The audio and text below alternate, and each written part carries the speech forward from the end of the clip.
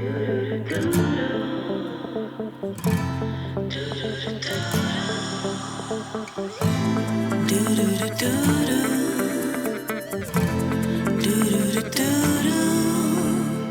and welcome to Of All the Places podcast. My name is John Wick. I'm Katie. The effervescent Katie. And over my shoulder is the juice. Ben, making us sound good. Thanks, brother. Hell yeah. And Katie, before we get into introducing our guest this week, I need to give a shout out to one of my boys, my nephew, Kellen Wick. We are recording this, Kellen, on your birthday, and I want to give you a birthday shout out, my man. So I hope it's a good one for you, brother. And thank you to everyone who's been listening to the podcast, wherever you are. Kellen's in Iowa. I've got a niece and nephew in Toronto. So yeah, it's been really fun. Thanks to everyone who's sharing our social medias and telling people about us. We've got listeners in Spain. That's cool. So yeah, that's the logistics of this episode. Yeah, the haps. Yeah, there we go. But we do have someone cool today that I am excited to talk to. I'm so excited. Yeah, Julia Crain. And she is a Butte original who spent some time out in Seattle and Portland and is back now just trying to guide this community into a cool direction, building on our awesome history, moving us forward in the right direction. Yeah, I can't wait. I know nothing about her, so this is like, I'm going in stone cold, and I'm so ready. What I love about Julia, because we've known each other for a while, and when I was thinking about guests for this place, is that Julia is almost intimidatingly eloquent. Right? She's intelligent. She speaks so well. She's basically the total package. Yeah, I mean, I can't wait. So that's about the best intro that I could give anyone. The total package, Julia Crain, ladies and gentlemen. The total package. All right, we hope you enjoy it. Of all the places, Julia Crain. Let's do it. Drop that juice on us, Ben. Of all the places.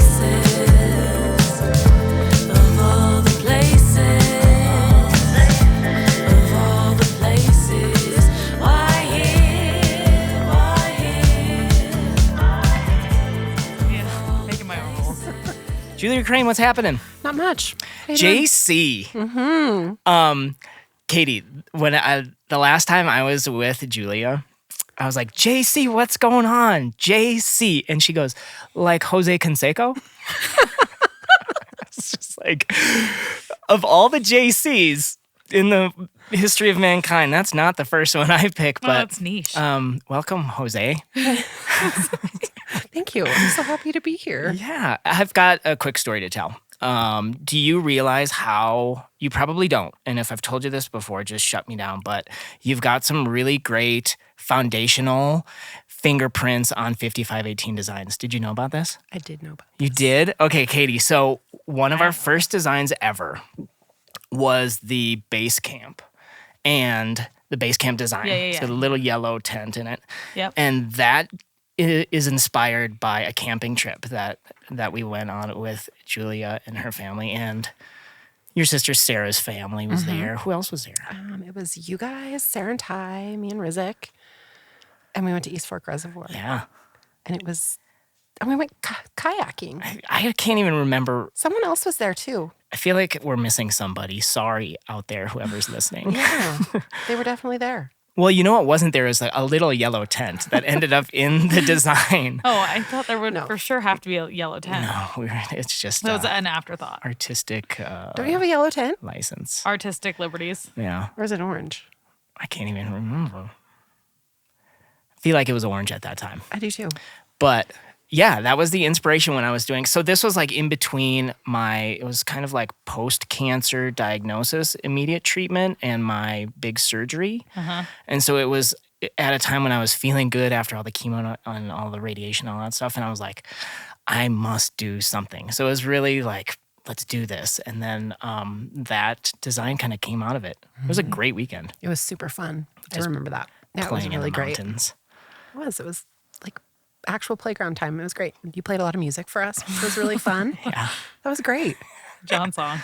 John Yeah, songs. John at the songs. camp. Just more of them, like 99% made up garbage. Yeah, they were perfect. Yeah, and that I was a didn't know really they were good made spot. up. So good Yeah. job. That was good That's stuff. the best way to do like camp songs. They have to be made up. I don't want to sing anything anybody knows. Mm-hmm. You just got to make it You up. got to make it up. Do you still camp much? We go every 'Cause we summer. haven't been in a while. Quite a bit. After I had my daughter, Pia, we started camping in a camper. That was a game changer for me. I can imagine. Yeah, pre-camper, I was not the most enthusiastic. Well, with a little one, that's a Outdoorsy person. different situation. Oh, absolutely. Absolutely. You cannot do camping without like a bed and a bathroom and a kitchen, in my opinion. I mean, I don't have kids and I still don't want to do camping without a bed and a bathroom. No thanks. Yeah. The ground, neither. the older you get, the ground seems more intimidating, I think. Oh, yeah. Like it's farther away. So when you're sports or skiing or things, the ground, falling on the ground is so far down, Oh, yeah. or sleeping on the ground is hard. You're not putting an air mattress in your tent? Well, yeah, but does that count? That's better than the ground. It's It's still like 2 feet. if you're up. like inches, 2 feet, what kind of air mattress are a nice one. I got a Narrow nice bed. Oh, sister. Yeah. I'm not, You guys know how if to I live. tent camp, I'm gonna do it the best of my abilities. All right. Because I'm not enthused. There, okay, that's fair. I'm 100% behind you. Yeah. Yeah. I'm gonna make it as bougie as possible because otherwise I'm gonna have a bad time. I'm sorry. That's just Yeah. it is what it is. Oh my gosh.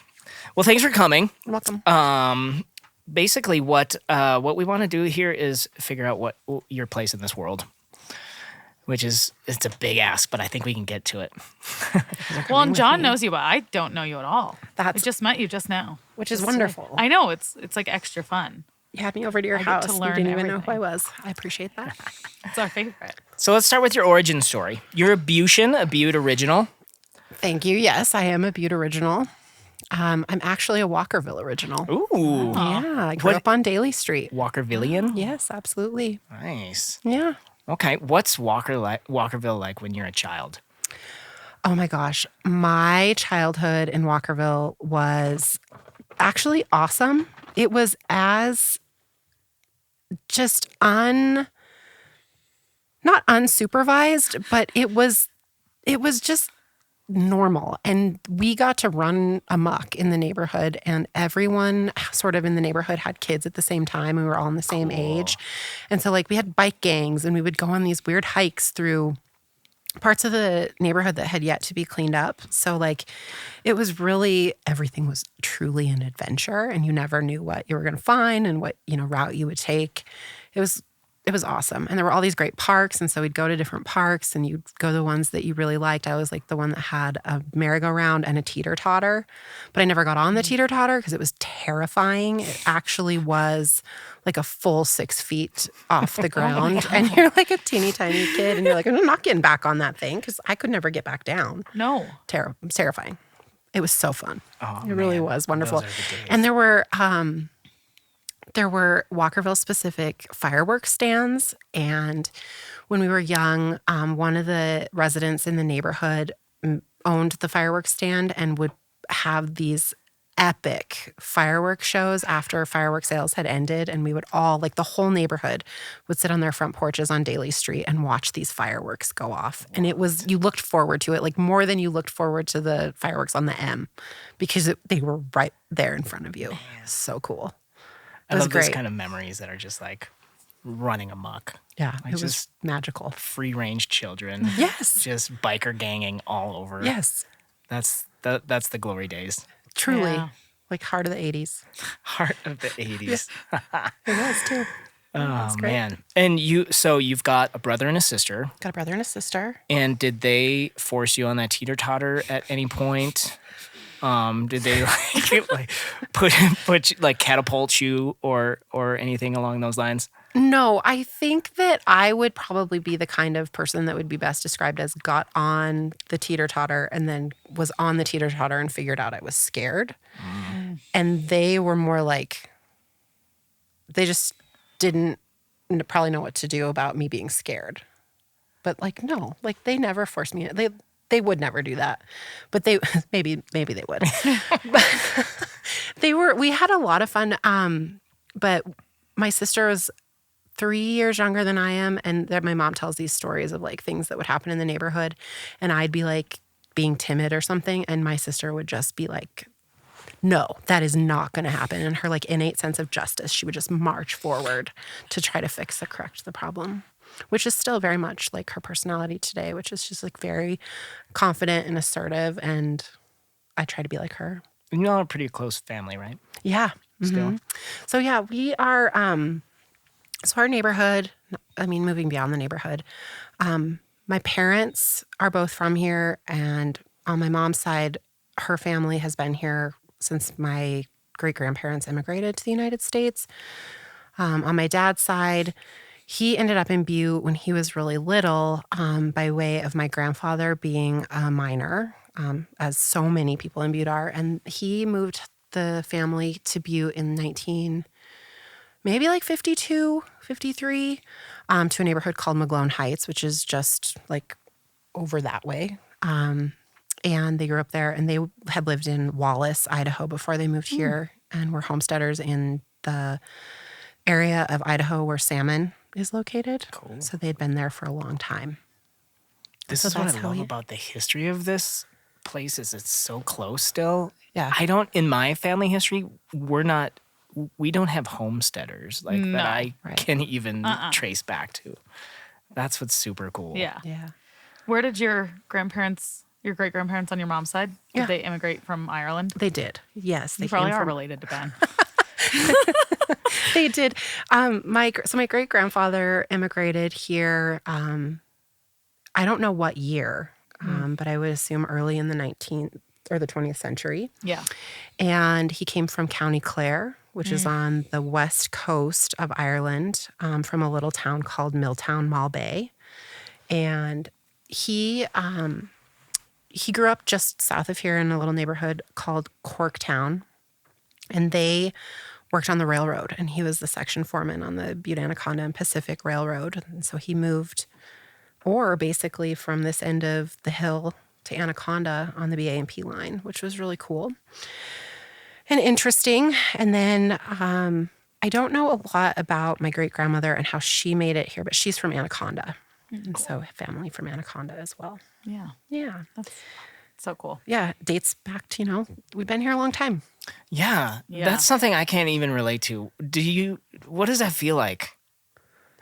I know that's a pretty vague question, No, but I think it's an appropriate question because for me, it feels like the ultimate responsibility. That's just probably the way that I would insert that into my own personality. I just don't want to, I want to do the best I can for Butte. And every time I do things, I feel like it is a reflection on people from my past. Not that I'm like looking back, but more, they worked hard to get me to this point, and it's important to recognize that. And I think execute good work for others. I think people in my family, I would generally say on both sides, are very generous people, very civic-minded, very much people who consider life as an opportunity to lift others up and bring them forward. And that's definitely a characteristic of those that I've met and those that I have never had the chance to meet. Things that I feel maybe constructed the value system that I was raised within. So I was like, that's probably my origin story, even though I've never had this conversation with anybody really before. well, it's cool to think back and think about where you've come from and where we're headed. Like we're at a really cool intersection, I think. And I don't know how right I am about that, but that's what it feels like. Right? Absolutely. So yeah, to keep that in mind, and your parents are great. I'm happy that I know them. Yeah, they're pretty I wonderful. mean, Gordon cracks me right up. Gordon and Cassie are, I feel like, sometimes the patron saints of the neighborhood. They keep their eye on everything to make sure everybody's being accountable and like doing their thing. If And someone drives 26 miles an hour down Excelsior Avenue, or it's someone's going to not- hear about it. Yeah, a notch is getting put on the list for sure. And then my mom, she's, she just retired, and I think her favorite thing about retirement is that she has all this time to focus on things that she loves, like her garden and, building out what it means to be like craft a new space for herself after she sort of did so much great work in her career. And it's been fun to watch. And for those who don't know your mom, can you give us the 5-second Yeah. overview? So my parents are Gordon and Ellen Crain. And my mom, Ellen, was the director of the Butte Silver Boat Archives for just over 30 years, I think about 32 years. Wow. And she started there in her mid-30s. I think it's so fascinating to have been able to watch so many great leaders from sort of public servant leaders here in our community that started with what I would consider like at a very like young age, and to watch them grow over time and to do so many incredible things. It's really inspiring. She's obviously one of my biggest inspirations. I think she's a lot of people's.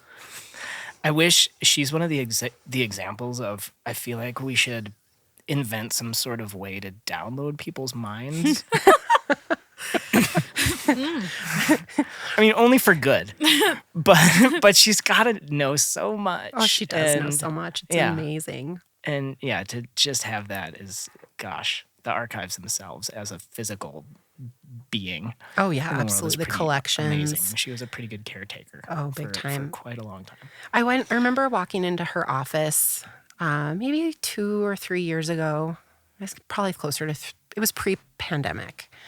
And she was processing a collection. And I don't even really know what the collection was, but processing a collection basically looks like moving.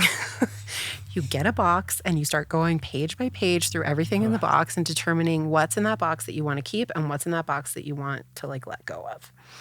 And she came across this letter that my great uncle had written when he had made a really challenging life decision to leave the priesthood.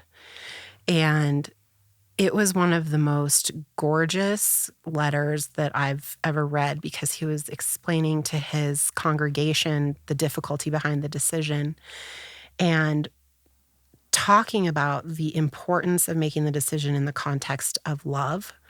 And I think that, you face these things in life and you have to determine a way to communicate what's inside of you to the public or to the audience that you're trying to communicate with. And he did it in such a human way to put it in terms that made absolutely relevant sense to everyone, because they very much would be someone who would know what love is, and to know that love isn't just like the love you have between your partner, but it's the love you have between your friends. It's the love you have with your community. And so she just came across this letter, and we both were sitting there and we were reading it, and we just like kind of both had tears in our eyes to have just happenstance come across this thing that Uncle Jack had written. And it was just amazing. And she stopped and looked at me and she's like, "This is why I love this job so much." And it's not just that she identified her own story, it's that throughout her career, she was able to stitch these stories of connection between people and between things that were happening in the community and create a greater sense of what it means to be Butte. And that is really cool. Like, really cool. It's like insanely cool. Yeah. Like the archives just in general is like so unique. I mean, like that's like places don't have that. Right. And they don't have the kind of history that, I don't know, Absolutely. No, needs the that, I archives guess, but like belongs in a city like a New York City. yeah, like it doesn't Chicago. belong in a city like Butte. But that's But it, just an but example it of does, why it's so because special look here. at how, I mean, the fact that it's all like digitized too, and you can like it's Google for like Butte for forever, which is amazing. But it does belong here because it's like this place, more than any place I've ever lived or been, has such a sense of community. And so everybody loves that because they can like figure out where they came from and find all these connections and like the opportunities to do that, for like my generation is huge. It's so cool. It's the coolest. And I think it's cool too, because the archives obviously is open to everyone, and we live these current day stories, right? And if you are both lucky because you live in historic homes, and so if you were to go to the archives, you could very quickly understand who lived here and then do more research to understand who lived in your home and why they had the home that they did. And is it a reflection of who they were? And, all of these little tiny impressions that each of us make on the world that makes the world what it is so cool to have a place like that that can help aid in that storytelling. Well, I remember just a small story of when we bought the building for 5518. I told your mom, obviously. And then Aubrey emailed over, when I think she was the assistant director, whenever, she emailed over a bunch of pictures of our building from way back in the day. And our building's like 140 some years old, which is incredible. But for me, that gave me a real sense of like, I do have a responsibility to this building because this part of our story lives in these bricks. Totally. And that doesn't happen everywhere. No, it doesn't. It's pretty amazing. Oh, no. In fact, I have new photos of your building. Did you know it used to be a Sherwin-Williams? Just for a minute, yeah.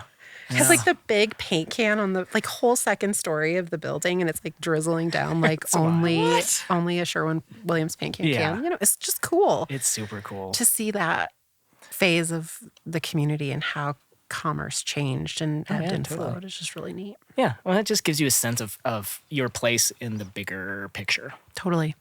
It's a pretty cool community building sort of piece. So let's talk more about your community. So you are a Butte Central grad. I am. Yes. And then you left.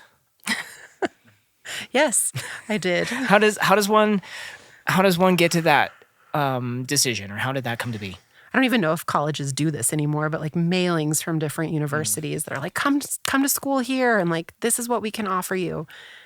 And I, at that point, decided that I was going to go to school in Seattle. And that became like a goal. And I was undeterred from that point forward and worked really hard to sort of create a path for myself that would make sure that I was going to end up in the place that I wanted to be. And so the summer after I graduated in 2002, I moved. My parents drove me to Seattle and moved me into the dorm. And then they like left. They just left. Like they dropped me off. Like they were dropping me off at my best friend's house on Caledonia Street. And then like I closed the car door and they put the car in reverse.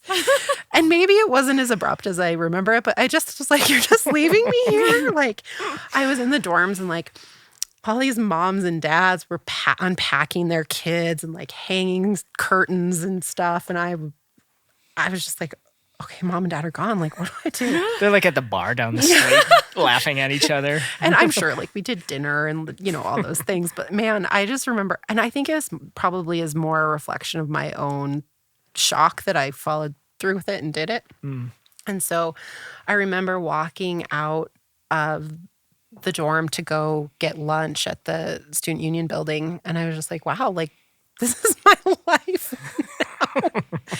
And I ended up making some of the actual most incredible friends that I am still just very close with to this day as a student at Seattle U. And they have all been here and they all love it, like multiple times, and they all love it here. And I think that they could share the stories of this place that I've shared with them with others. It's just like the good vibes keep rolling, which is awesome. Everybody we bring to Butte, all of our friends, like from all over the country, become obsessed. Like they don't just like it here. Like they want to come here. Like they ask for opportunities to come visit and explore and like meet the people of Butte, and they're just enamored with it. Absolutely. And that's really cool. I think so too. Like I think it helped to bring them back at a time when Butte was sort of in this, it was right around the time that Evel Knievel Days and Anne Raw as festivals had started to emerge during the summers. And I felt really comfortable planning trips home around these big events where people could come here and they could see everything that Butte has to offer. And we could hang out on my parents' porch all afternoon, and then we could go watch live music at night. And it was this novel concept of turning our streets into stages and sound spaces that they are uniquely acoustically great for, which I think is awesome. Like who knew when they were designing it? And they all then wanted to come back every year for the same exact experience. And that only became even more incredible when the folk festival started. And everybody was just like, you can't beat this. You can't. No. You can't. It's so magical. And everyone's here and everyone is so excited and everyone wants to be part of that energy and that vibrancy. And I think that is one of the most inspirational things about the power of the festivals in this community to shape our space and our perception of ourselves. Yeah, I think that's really good to touch on is our perception of ourselves and that we're able to put our best foot forward and we can do it. We can do it. And we don't have to settle for 20% of an effort here and there. But we have the capacity and the ability to be awesome. Absolutely. And I think over and over again, the success of those events is really a reflection of what our community and the people who live here are willing to commit to those events. People volunteer in droves to make those events From successful. all over as well. I mean, and like regional people are coming and saying, I'm willing to hold a bucket for 2 hours so that we can keep making this happen. And I think that's everyone talks about how in the world, so many people are like sort of turning away from volunteerism or they're not as generous with their time as maybe they used to be. And I think here reflects that we're still very much behind ourselves. And pushing ourselves forward. And it's a community piece. Absolutely. Yeah. People love to help here. They do. Like, they want a job. They're, like, offended if you don't ask them for help. Yeah. They're like, no, I want to, like, donate my time to this. And if you don't let me, I'm going to be mad. Totally. like, let me help you. Please let me help you. Aggressively. Absolutely. Well, I think that there are so many talents in people here. Like, we have this incredible history of craft work. I mean, people can build everything here and make things really beautifully. I think a lot about when it was Richard Nelson had started establishing all of the public art on Main Street right behind the archives. And fabricators from Butte were taking these two-dimensional illustrations and making them three-dimensional pieces of art. And to see that come to life, I think is such an awesome example of that. Well, I mean... And you can touch art. Like, you really could physically touch it. And we have one of the largest pieces of public art in the nation sitting on the hill, right? Our Lady of the Rockies. Yeah, for absolutely. All of us. That's pretty cool. It's pretty amazing. And that came from a groundswell of just... community craftsmen. Support. Yeah. Yeah, A craftsman with a bunch of volunteers. Yeah.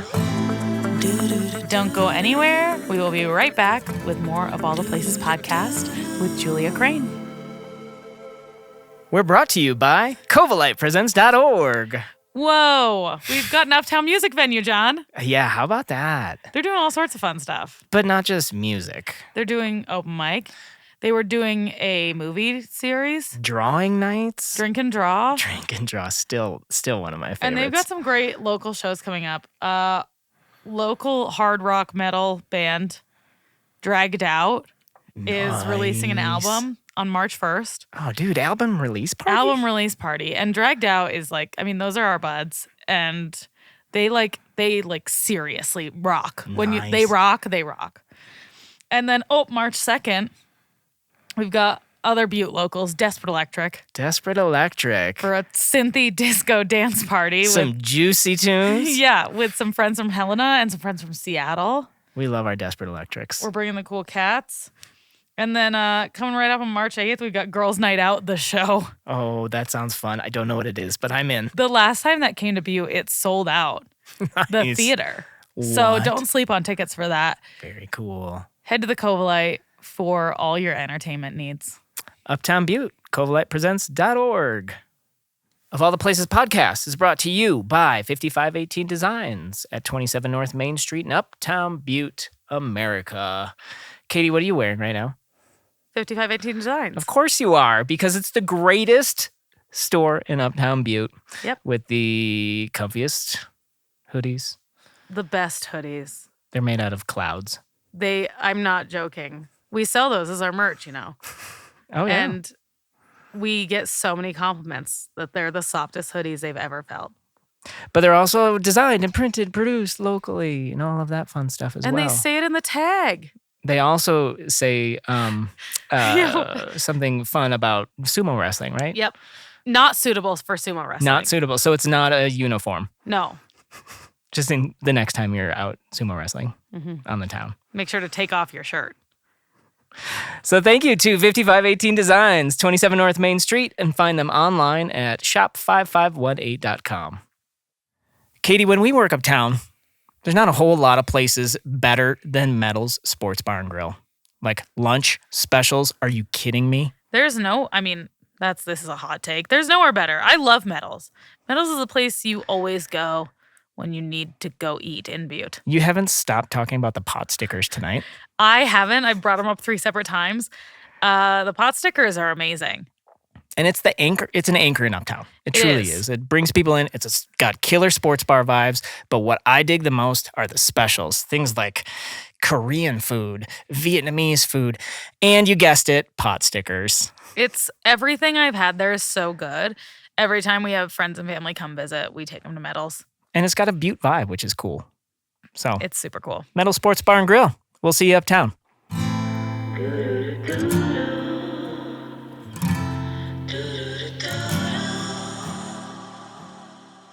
So you're in Seattle at this point. Yep. What are you studying? So I'm studying political science, as you do when you think you want to be an attorney when you grow up. Oh, that's fair. And then you start reading a lot about it, and you're like, this is not for me. Yeah. This is not for me. This is theoretical, and I'm having a hard time thinking about this in an applied way. And so so we were in quarter systems there. After the quarter ended, and I was like, what do I do? I started meeting with one of the professors in the program. Is called the Institute of Public Service, which, I mean, was wonderful. So I start kind of poking around in there, and I ended up taking this class called Housing Design in the Sustainable Community. And so this is 2003. And so talking about sustainability at that point in time was pretty progressive and interesting. And we started doing all of this work to understand the evolution of neighborhood development and housing styles in America, starting with basically colonization. When we established colonies in the United States, there were these different ways that we would establish neighborhoods and build houses and community centers around them. And man, I was hooked. I did not even know that this was an interest of mine until I started taking this class. And my professor, Dr. Marie Wong, started assigning all of these projects. And I'm not good at taking tests where you have to fill in bubbles and stuff. But if you asked me to write a 40-page paper with a little research behind it, I was really into that. And so there's still a little attorney in you somewhere, right? somewhere. And they wanted us to pick a neighborhood and start applying the concepts that we were learning in our study. And so, of course, I picked Butte, and I started writing about 4 square worker cottages in Centerville. And they're these little 4-wall houses with 4 rooms around a central chimney. And they were, I think, extremely efficient and very effective housing for working class people. They made sure that people had somewhere that they could call home and set down roots. And they also became these really crucial elements in the development of community and how people could establish connections with one another. And it started at a neighborhood scale. And so I got to start exploring this in terms of what it meant to look at Butte as sort of this microcosm of bigger neighborhoods in bigger cities, maybe bigger industrial cities, to understand, what's going on in a neighborhood and how can we build things or develop policies that can continue to make life better. I mean, it's really interesting to think about a neighborhood like Walkerville or a neighborhood like Centerville being close to the Mountain Con or the Lexington Mine, and then being close to where people live. And on one hand, that seems perilous because you're so close to industry when you're just, living your life at your house. But when you look back at the way that the weather existed here for 9 months of the year, and it was cold and it was snowy, and you needed to get home quickly because you'd been underground and you were really hot. And then you come outside and it's freezing. And it became this sort of way to look at how you can create a good life for people by thinking about where things are positioned and placed and getting people to and from places in an efficient way so that they have more time at home with their family, or they can get groceries on the way while they're doing that errand, or they're coming home from work. And I didn't know any of that about myself until I had somebody start talking about it from that perspective. Well, you just blew my I mind. know, me too. I'm sitting here. I'm like, I'm speechless. I can totally understand why you're just like blown away. Like, what an incredible application of knowledge. And, It was cool. and to relate it back to your hometown and things that you just kind of took for granted or never even thought about. Right. Like, what? Right. That's pretty awesome. Yeah. So that probably led you into urban planning? So in my undergrad, I started focusing more on like urban policy. So it was all really policy specific. So I immediately got rid of the political science major, and I changed it to the to public administration or public affairs, which I think like essentially the groundwork was setting me up to do government or nonprofit work, because I was understanding how those rules sort of apply to the work that you do and the processes that policy goes through, from just a concept to an actual piece of paper that says this is the rules that you have to follow. And I even liked that process because it was really analytical, and I could take time to understand things. And then after, I'm like fast forwarding quite a bit, after I graduated from college, I ended up looking for work in a lot of different places. And I ended up working at a hedge fund, which is like a really big departure from public service. It's like public service to like big time corporate job in an actual real corporate work environment. And that was a crazy experience, but not that crazy because I'd spent so much time in my undergrad working on housing and housing policy. And at the time, have you guys ever seen the movie The Big Short? Yes. Okay.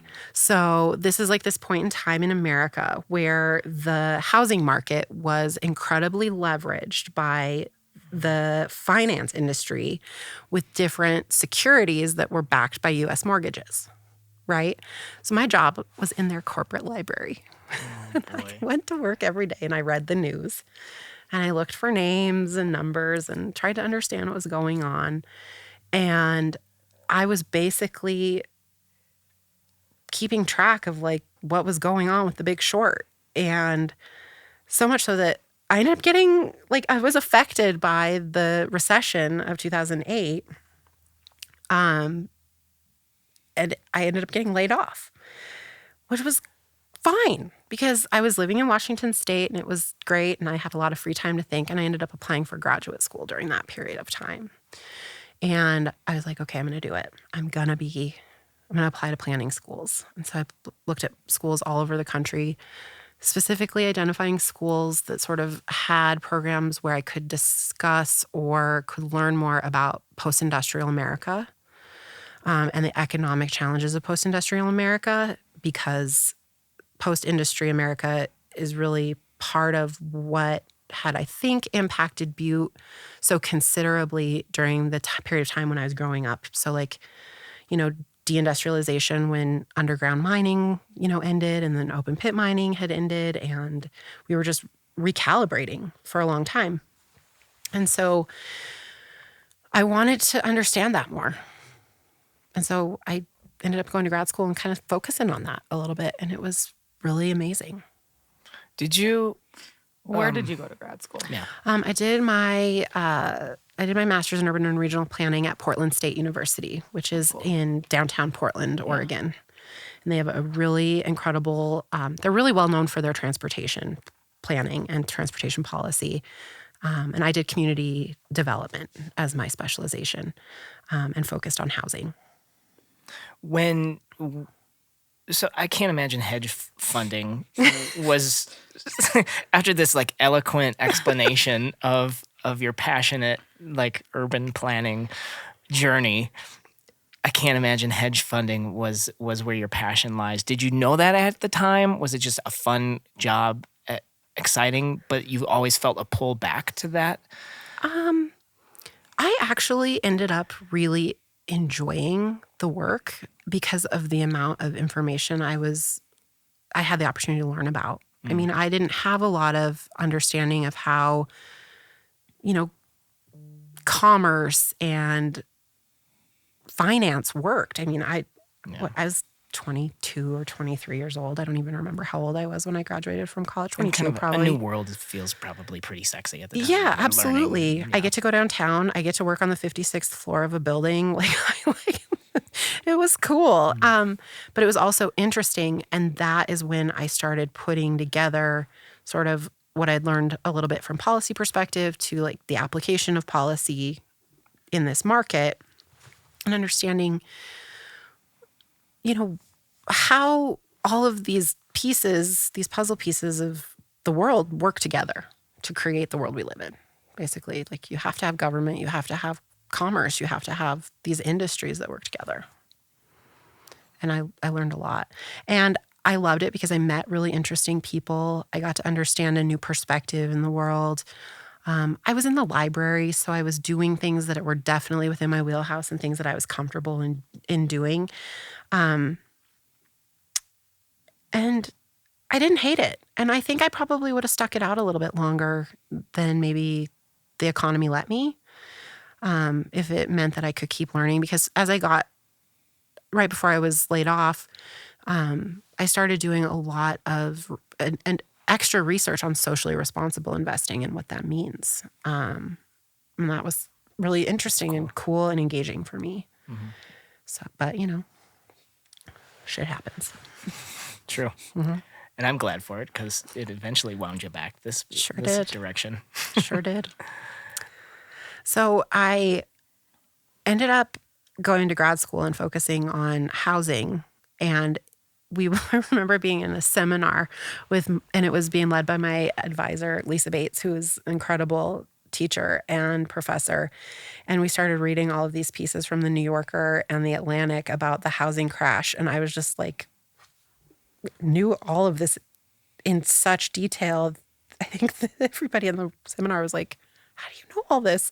I was like, I didn't even know I knew all of this.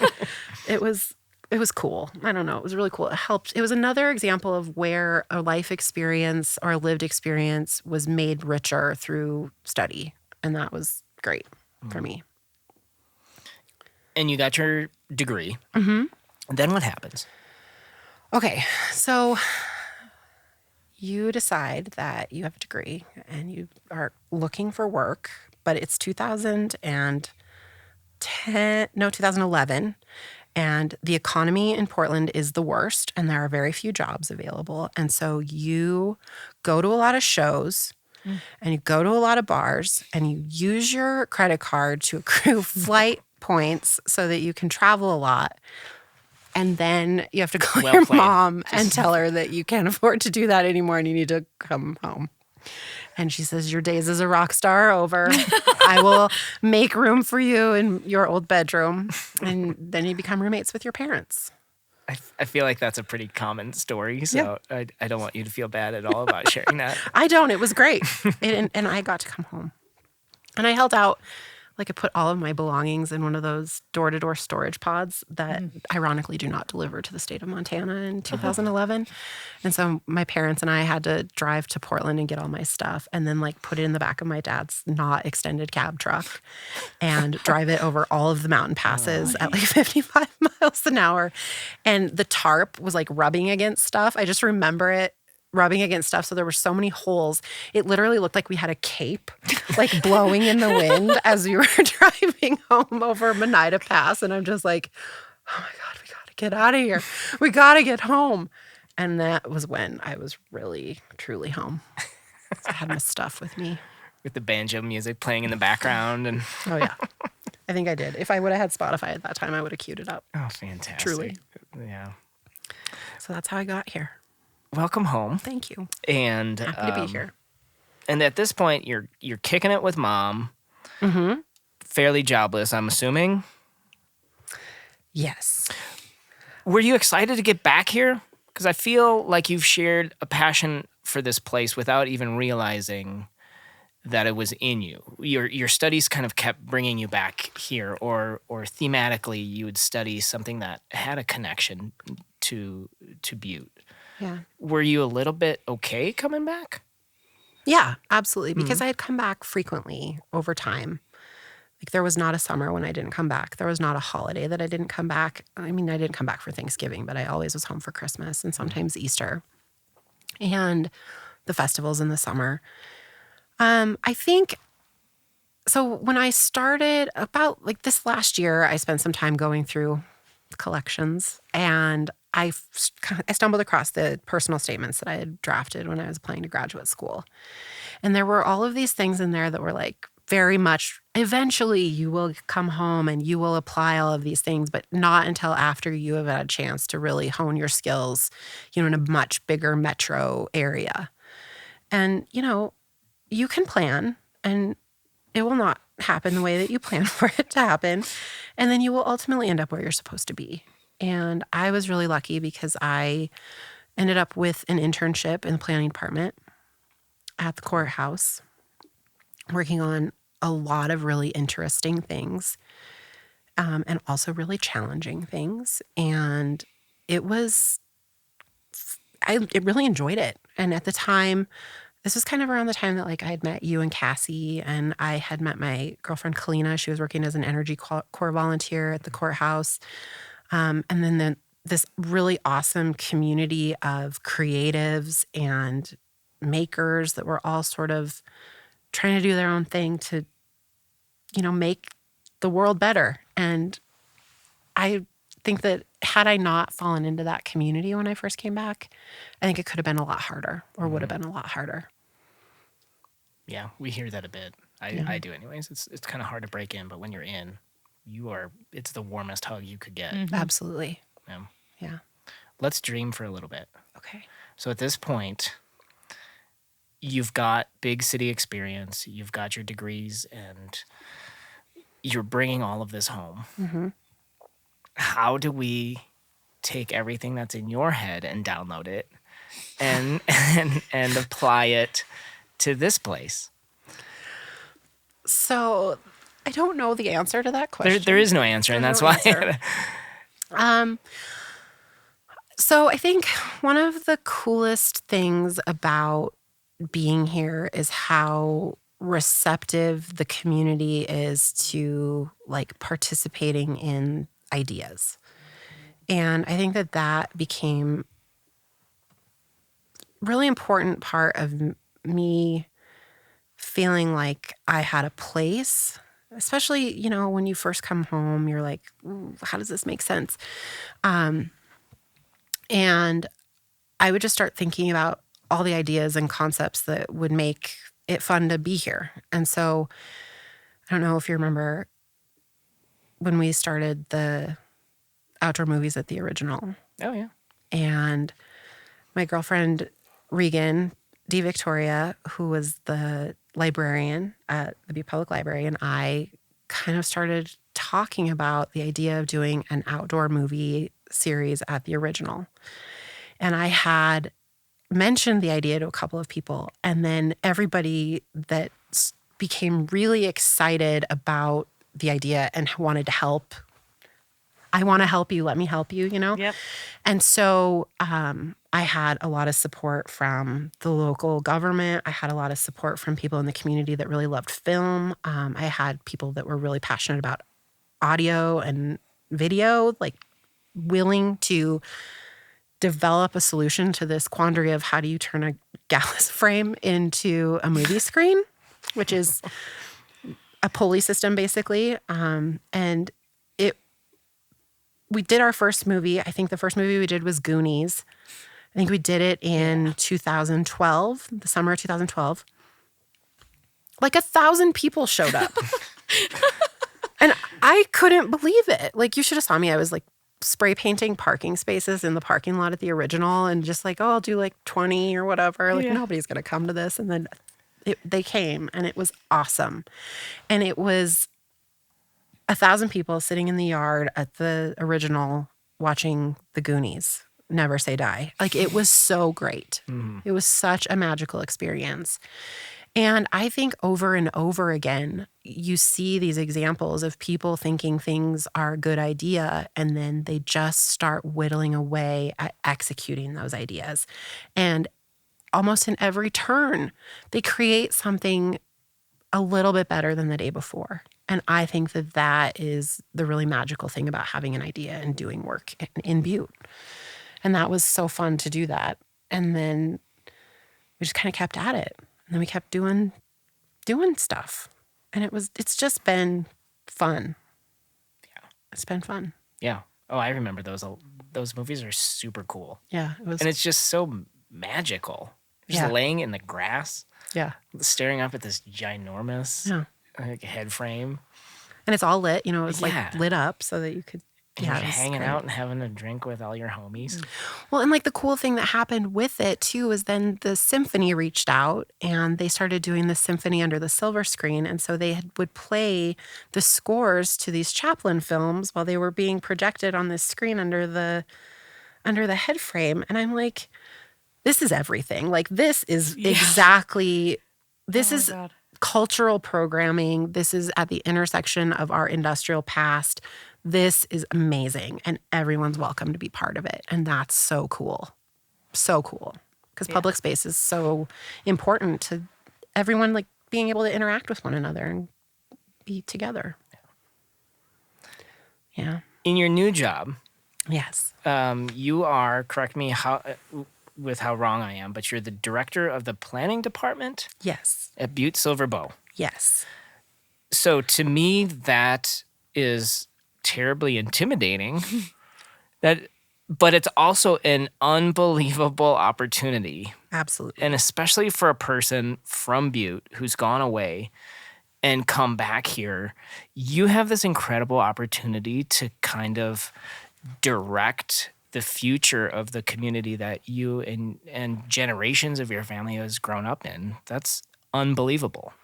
It's really unbelievable. It's incredibly intimidating. I mean, it really is because of the sense of obligation I have to the people who live here.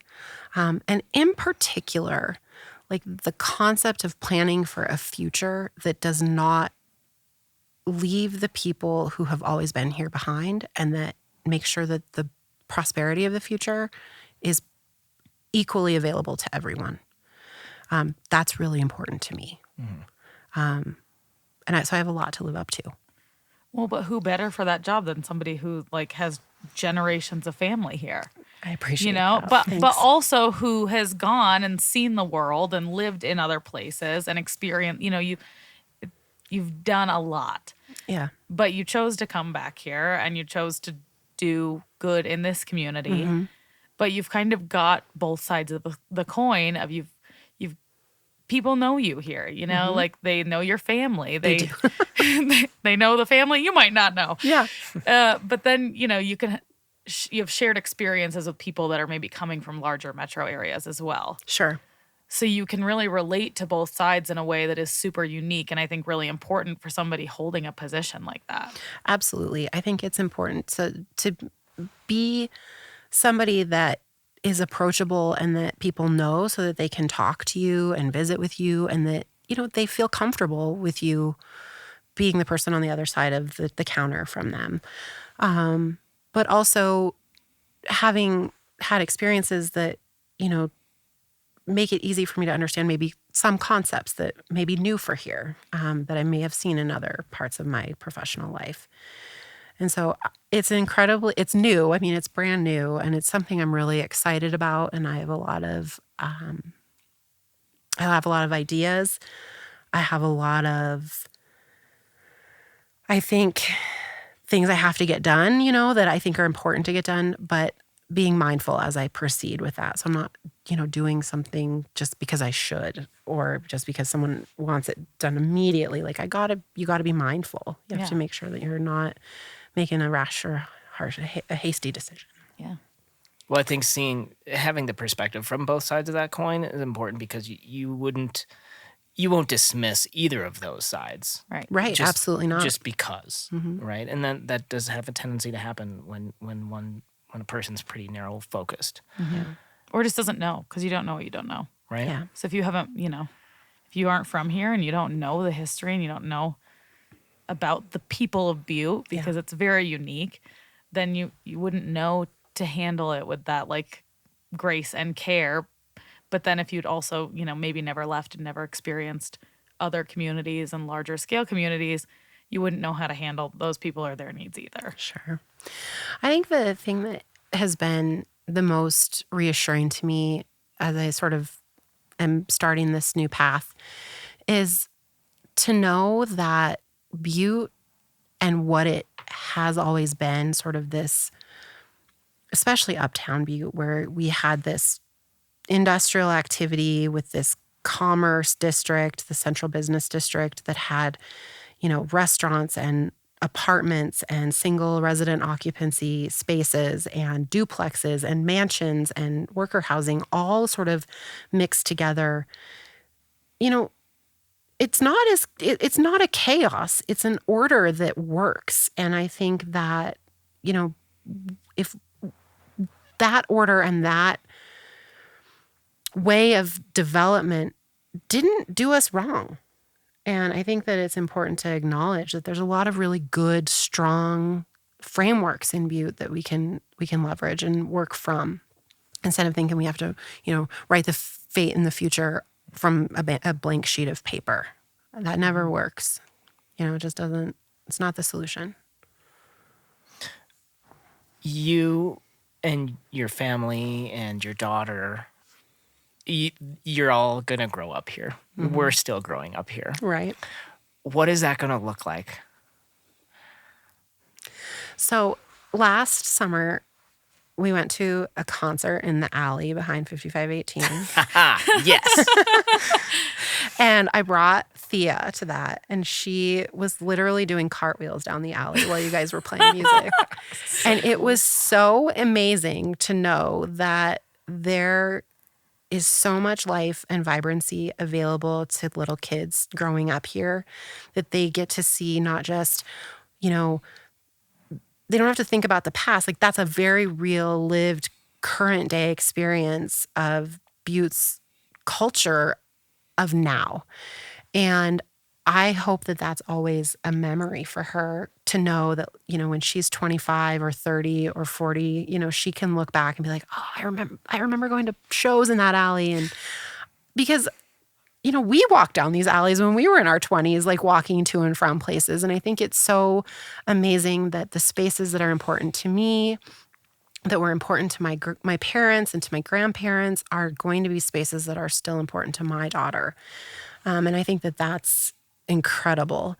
And I want so badly, and I just yearn to make sure that our community is always thinking about the memories of today, for the people who are living here today, so that when we look back, it's not just of a point in time, but a period of time, and tells a really comprehensive story about Butte. Yeah, that's one of the things I think about often is when things happen to change or things happen here, it's not for the outsider's enjoyment necessarily. Right. It's we also get to enjoy these it's for events us. and shows and public spaces and public art while we live here. Yeah. And if people from out of town happen to enjoy them, that's great too. Absolutely. But we get to see them every day. And I think people forget a little bit about that. Oh, absolutely. And I think about even just some of the magic that happened last summer with all of the murals getting painted all over town. I mean, we're creating these new impressions on our space. And I think that is really magnificent.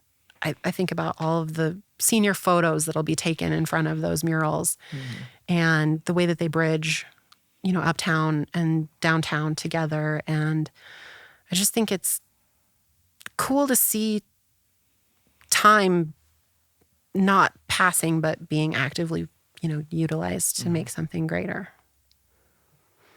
Yeah. Yeah. Thanks for everything that you do. Jeez. I just help people. That's what I do. That's perfect. That's pretty important. That's exactly what we need. Yeah. One of the things that I ask every guest that comes on here, all of our hundreds of guests that we've had, one of the things that I ask everybody, and a camera freaking out. No, it's dead. Perfect. One of the questions that I ask everyone who comes on here is that when we talk about Butte, and we've done it tonight, we talk a lot about 200 years ago or 150 years ago, 100 years ago, and how awesome it was back then. People lining the streets and so much going on, and people dancing and streetcars and all of these like unbelievable things. And there's physical evidence that these things exist, and it's hard for me to wrap my mind around it, even looking at a picture outside of the business that I run. My question to you is, when we fast forward 150 years into the future, and people will look back at your work that you're doing and the things like the Folk Fest that we talked about and the movies, these events that are happening now that not necessarily happen all the time, our future people, what are they going to talk about when they think about this time period of Butte's history? Well, that's not an intimidating question at all. It's just really straightforward. And one of the reasons I ask that is because you're going to have a great influence on this. And Ben's going to have a great influence, and John's going to have a great influence. Kate, we're all doing this. And that's what's great about this community, is that we all get our chance and we all get to partake in creating our own future. What is the crossroads? We talk a lot about the crossroads and the cool time, and we're going to look different in 5 years and all of that talk, but is it happening? What is happening? So one of the things that I think about often, and there are two really good examples of it that I've had emotional responses to, and they're the same thing. I remember getting in my car and leaving work a couple of years ago, and when I was heading down Montana Street, the lights on the upper stories of the Stevens Hotel were turned on for what I can only imagine was the first time in 50 years. And I felt the same way when I walked out of the courthouse to go to my car, and it was evening time, and the project to rehabilitate the O'Rourke apartments had started, and the lights were on in that building. And I see so much activity happening, not just in the rehab of historic buildings in Uptown, but in the investments that people are making in neighborhoods on the flat. And they're not just the lights on. The lights turn on, and then the next thing you know, maybe a demolition is happening to take out, a wall, and then new framing and sheetrock is going in there. And I think that we're starting to see the pace of that just move so much faster. It's like a locomotive that's gaining steam. And it's like we're moving back, not backwards, but forward to a place where the lights in these buildings are on, and the lights bring people, and the people bring vibrancy and vitality to our districts. And I think that people are going to look really, particularly at the time in the post-pandemic realm, as being sort of a reminder of there are opportunities to have great life in, living in the United States. And it's little places like Butte that are where that will happen. Because, Butte maintains so much character and interesting stories and incredible architecture, and they're relatively accessible to people. And I think that if we keep it up, and it keeps up at this pace, I think people will be looking at this as like this Renaissance era for our community. And I can't predict the future, but like in 150 years, if somebody is writing a history of our community and they look back at like the era, post 2020, and they start seeing and telling that story, I think that would be incredible and amazing, because it means that we're focusing our energies on the future and moving forward. Well, gosh, I just want to go out there and, I don't know, shovel a sidewalk. I know, I or- want to do everything Let's now. do something. I feel lit up. God, I feel ready for action. Put me in, coach. for real.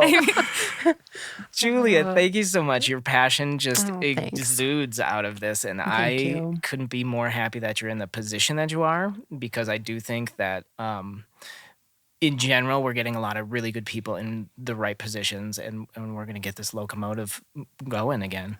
Appreciate that. So keep working hard. It's not easy. I'll do what I can every day. Yeah, that's all we can ask. So thanks for coming. Hey, thank you. Yeah, Absolutely. you're the best. You're the best. Jose You're the best, Canseco, too. everybody. Of all the places. Thank you for listening to Of All the Places podcast. We're produced by Morris Mountain Studios in partnership with 5518 Designs. Our theme music is by Desperate Electric. We hope to see you soon. Thanks so much, and be well out there. Be well and be wise. There it is. Of all